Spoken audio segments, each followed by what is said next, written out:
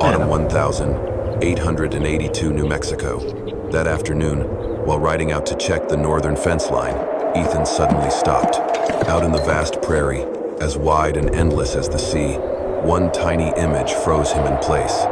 An Apache boy, no more than 5 years old, barefoot, wearing tattered clothes, his face streaked with mud, and eyes dark, wild, and terrified like a lost little animal.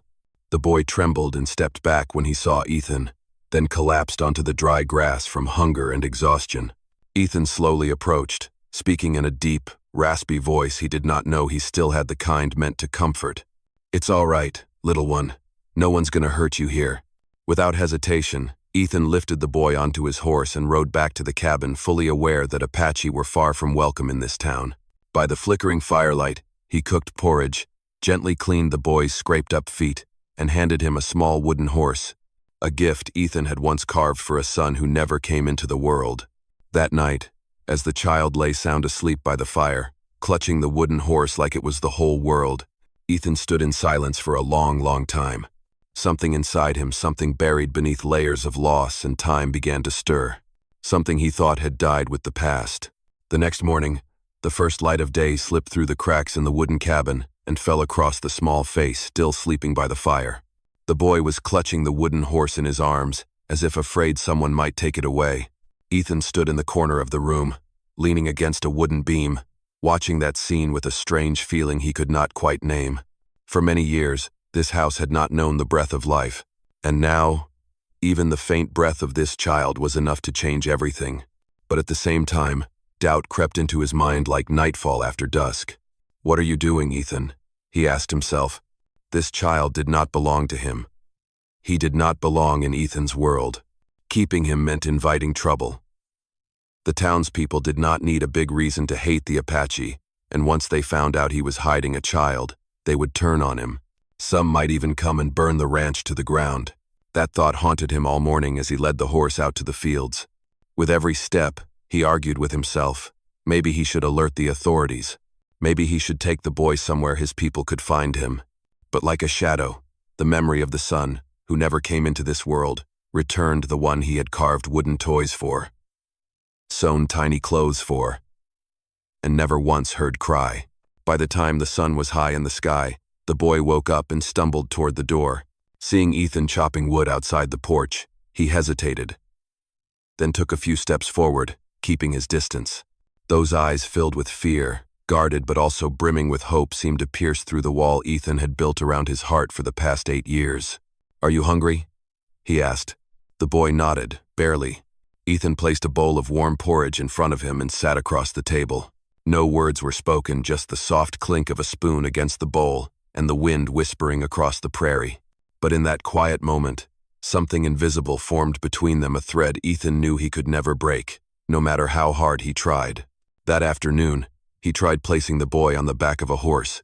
At first, the child was scared, but as the animal trotted gently across the grass, a small smile appeared on his lips, the first one since Ethan had found him. It tugged hard at Ethan's heart. When night fell and firelight danced on the cabin walls, Ethan sat alone, holding tightly to his old pocket knife.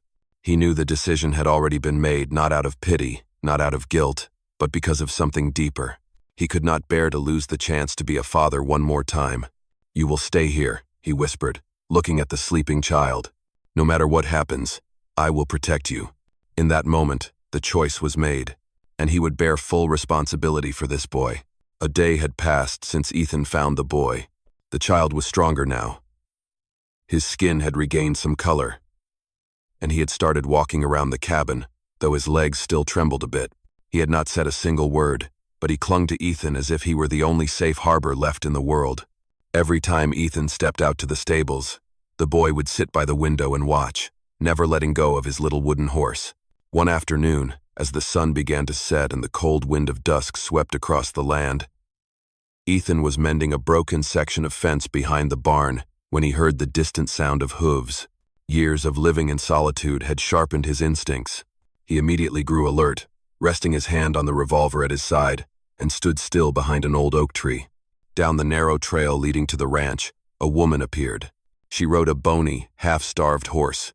Her hair whipped wildly in the wind, and her dark eyes burned with exhaustion and despair. Her buckskin shirt was torn, and a red mark still wrapped around her left wrist, left by rope. When she saw the boy playing by the cabin window, she dropped the reins, collapsed to the ground, and cried out in a choked voice in Apache. The boy heard that voice. He spun around and bolted for the door. In a heartbeat, he had flung himself into the woman's arms, sobbing and calling out something again and again. Ethan stayed still, his hand still on the gun, but then slowly lowered it. He did not need to understand their language to know the truth. This was the boy's mother. The woman Ethan would later learn her name was Takina held her son tightly and wept. She had wandered across the prairie for 8 days, searching for the child who had gone missing when their group had been scattered by patrol soldiers. Fever, hunger, and despair had nearly claimed her life. But in her eyes there was still a fierce light when she looked at Ethan. "You saved him," she said in broken English. "Thank you." Ethan lowered his head and replied quietly, "No need to thank me. I just did what was right." When Takina staggered from exhaustion, he helped her inside the cabin, rekindled the fire, and gave her a bowl of warm porridge. He knew full well that letting the two of them stay could bring serious trouble from the town where the Apache were seen only as enemies. But then he said something even he did not expect to hear. "You and the boy can stay, for as long as you need." Takina's eyes paused on him, grateful, but cautious. But when she looked at her son sleeping peacefully on the bed, still clutching the little wooden horse, she nodded. That night, for the first time in 8 years, Ethan's wooden cabin was no longer filled, only with wind and creaking boards. In the flickering firelight, there was the steady breathing of a child, the soft murmur of an Apache mother, and the quiet heartbeat of a man slowly finding a reason to live again. In the days that followed, life in the little cabin began to take on a new rhythm. Takina was still weak, but she did what she could, helping Ethan tidy up, cook meals, and care for Toma. The boy, now able to speak a few more words in English, followed Ethan out to the stables every morning, trailing behind with wide, curious eyes. The once cold cabin was now filled with the warmth of life, even if the three of them had yet to say much to one another. Then one evening, when the cold northern wind swept through the land, Toma started to cough. At first, it was just a dry little rasp. But by the next morning, he was burning up in bed, struggling to breathe. His tiny face flushed red, his lips cracked and dry, and the faint sound of pa, cut through Ethan's heart like a knife. Takina panicked. She had seen this fever before in her tribe. If they could not bring his temperature down quickly, the illness could take his life in just a few days. There was no discussion. Together, they dove into a desperate fight for Toma's life. Ethan ran to the creek, soaking cloths in cold water to lay across the boy's forehead. Takina burned leaves from her tribe's medicine bag, brewing them into a bitter, dark liquid that she carefully dripped into her son's mouth, drop by drop. For 2 days and 2 nights, neither of them slept. Ethan stayed at the bedside, never letting go of the small burning hand in his own. Each time the fever dipped, even slightly, it felt like winning a battle. Once, when Toma was delirious and called out to him in his sleep, Ethan leaned in and whispered softly, "Papa is here.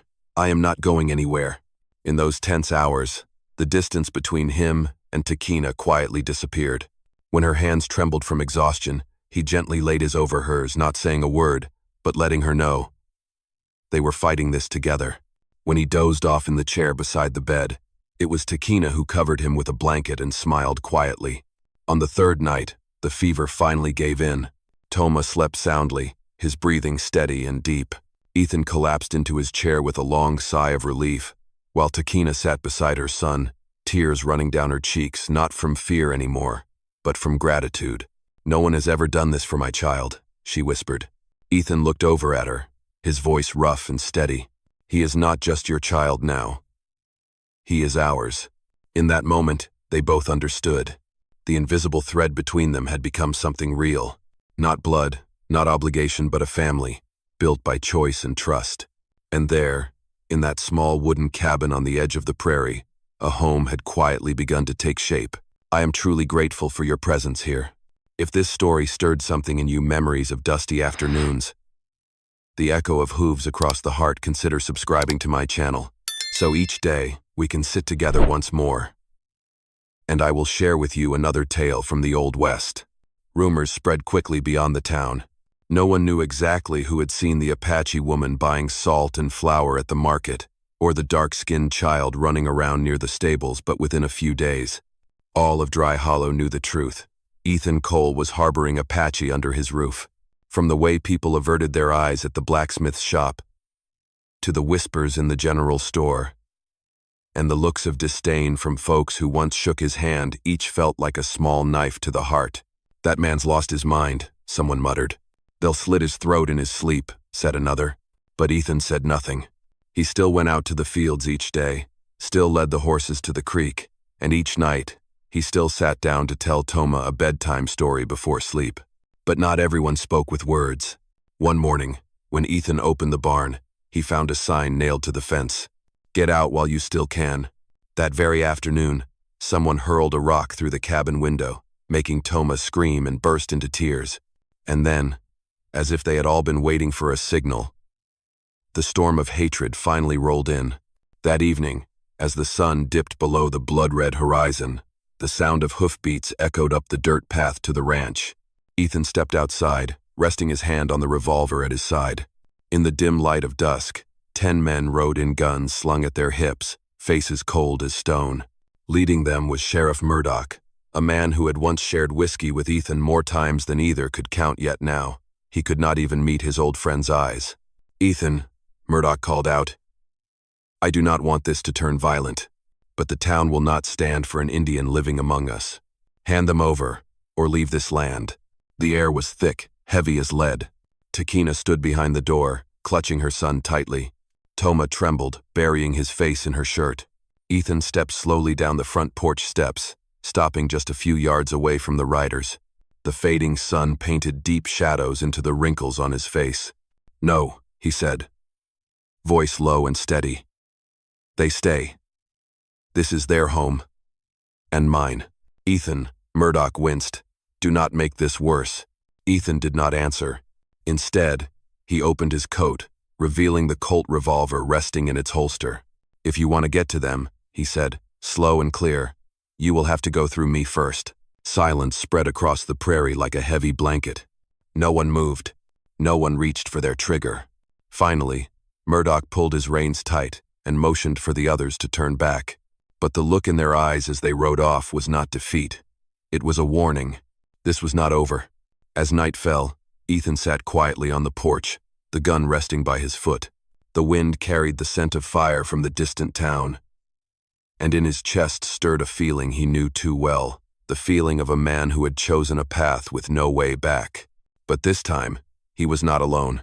Inside that wooden cabin, there were 2 people he would die to protect.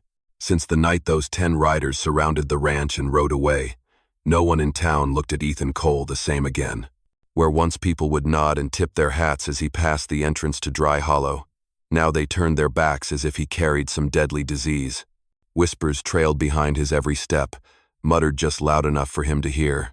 "Traître, sleeping with savages, gone completely mad." At the general store, the shopkeeper refused to sell him a sack of flour. At the livestock market, no one would buy his cattle, even at half price. Even the mailman, an old man who had shared countless dinners at Ethan's table, now tossed his letters to the ground and walked away. But the worst of all was the children. Every time Takina and Toma walked down the main road, stones were thrown, along with cruel, hateful words. One afternoon, Toma came back to the cabin with a long scratch down his cheek and eyes red from shame. Ethan knelt down to clean the wound, his hands trembling with rage and helplessness. "I am sorry," he whispered. "I should have protected you better." But Takina only shook her head. "This is not your fault. It is the price we pay."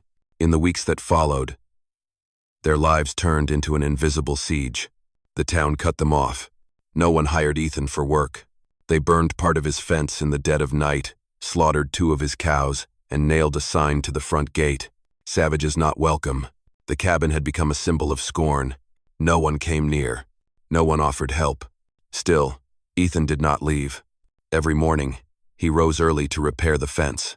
He planted more corn and barley in the dry earth. He taught Toma how to tie reins and start a fire. Takina gathered herbs from the hills, quietly sewing new clothes for their son. They never spoke it aloud, but all three of them knew. This cabin, this land, this family was no longer a place to hide. It was the one thing worth fighting for. One night, the cold wind blew down from the north, carrying the scent of smoke from the distant town. Ethan sat on the porch, his gun resting across his lap, eyes fixed on the flickering glow on the horizon. He knew the townspeople were not finished. He knew the hatred still burned. But for the first time in his life, he was not afraid. "We are staying," he said, voice low and gravelly. "No matter what they think. No matter what they do. Because this is home." Takina sat beside him, her hand slipping into his. Toma leaned his head against Ethan's shoulder, his tired eyes slowly closing. And in that moment, even as the world turned its back on them, they found something greater than fear or prejudice. They found each other. That summer came early and fiercer than anyone had expected. Hot winds swept across Dry Hollow like an invisible fire, carrying red dust and a tension that had never truly lifted since the day Ethan Cole stood against the entire town to protect his family. But then, something happened that no one saw coming, something stronger than hatred. An outbreak. It began with one child, then 2, 3. Within a week, half the town was running high fevers, coughing dry, and drifting into delirium. The only doctor in the region panicked and fled to Santa Fe, leaving the people of Dry Hollow in chaos and fear. Rumors spread like wildfire. "We are being punished. There is no medicine. No one knows how to cure it."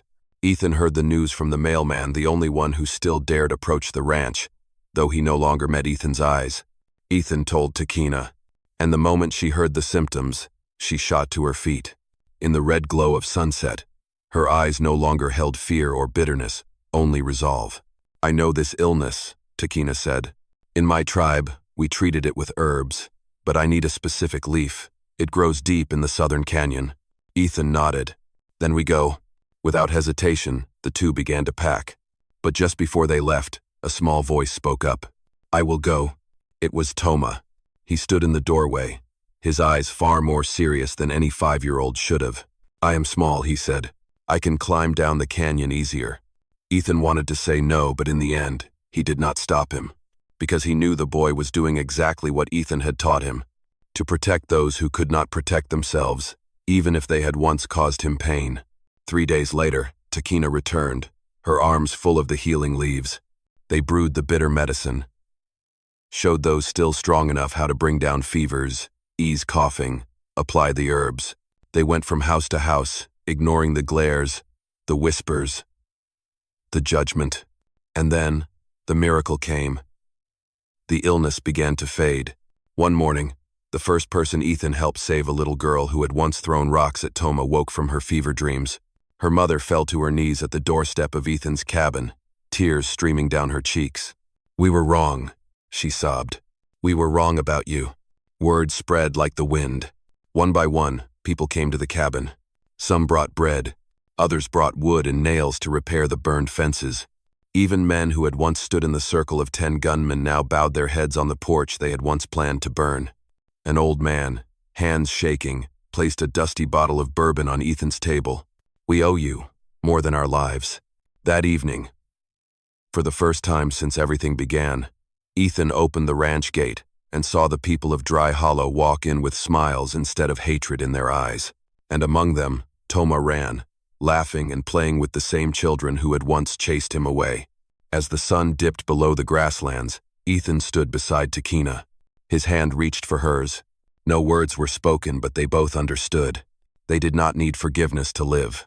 But they had saved an entire town to be seen, to be understood.